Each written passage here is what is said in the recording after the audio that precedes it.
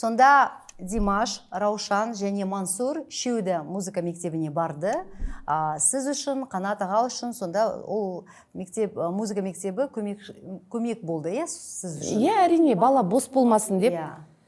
Бірақ осындай арман және мақсат болған жоқ, қазір музыка мектебіне барасыңдар, содан кейін 15 жылдан кейін, сіз 20 жылдан кейін Пласидо Домингомен, Каррераспен ән айтасыңдар деп.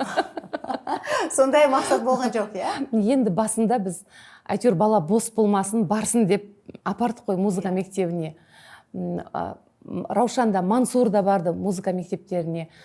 Енді Димаштан бөлек Раушан мен Мансурды сол кездері ағылшын тілі мектептер шығып жатты. Қазір енді ондай мектептер көп қой. Ол кезде болмады. 2000 жылдардың басы.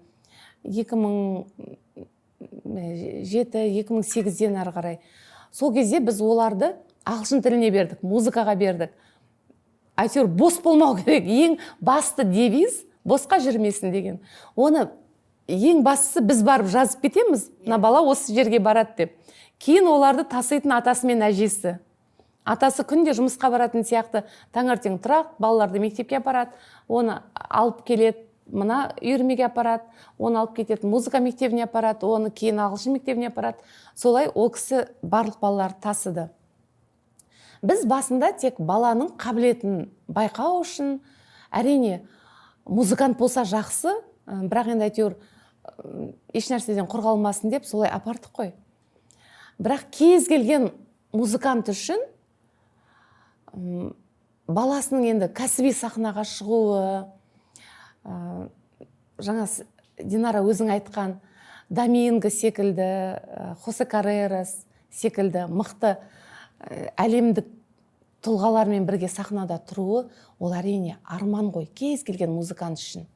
Тіпті оларды концертіне қатыссам екен, концертін тек көрсем екен, оларды тірілей тыңдасам екен деп, олармен танысып сөйлесу енді ол тіпті үлкен бір керемет қуаныш.